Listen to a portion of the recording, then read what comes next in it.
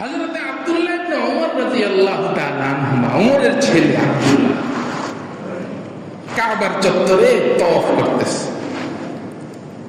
কাবার চত্বরে তওয়াফ করতেছে। হঠাৎ করে দেখলেন ইয়েমানি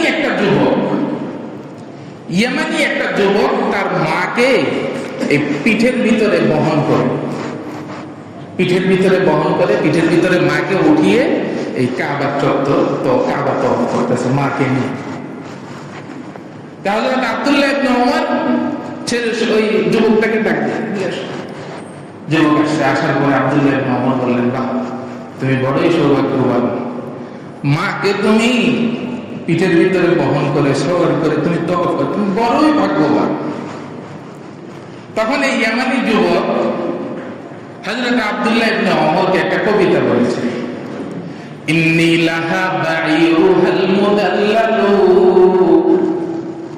ইন উযইরাত রিকাবুহা লাম উযআবু আল্লাহু রাব্বি যুল জালালিল আকবারি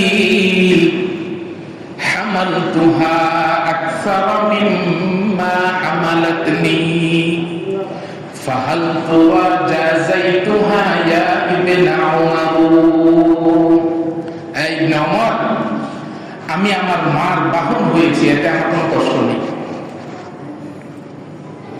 ইন উযইরাত রিকাবুহা লাম উযআবু, আমার মার আসল যে বাহনটা, আমার মা যে উটের উপরে সওয়ার হয়, এই উটটা অনেক সময় আমার মাকে সওয়ার করে বা বহন করে অনেক সময় উটটা ক্লান্ত হয়, কিন্তু আমি ছেলে হয়ে আমি মাকে বহন করে কোনো সময় ক্লান্ত হইনি।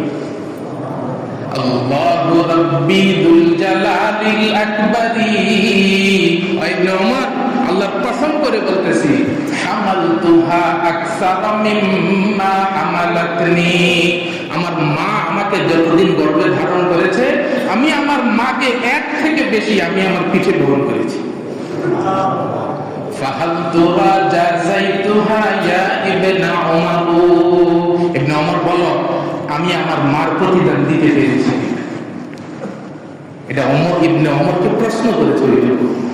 এবার ইবনে ওমর উত্তর দিতেছে, আরে মা প্রতিদান দিলা দূরের কথা, তুমি জন্ম নেওয়ার সময় মা যতগুলো চিৎকার দিয়েছে, একটা চিৎকারের প্রতিদান এখন পর্যন্ত তুমি দিতে পারো।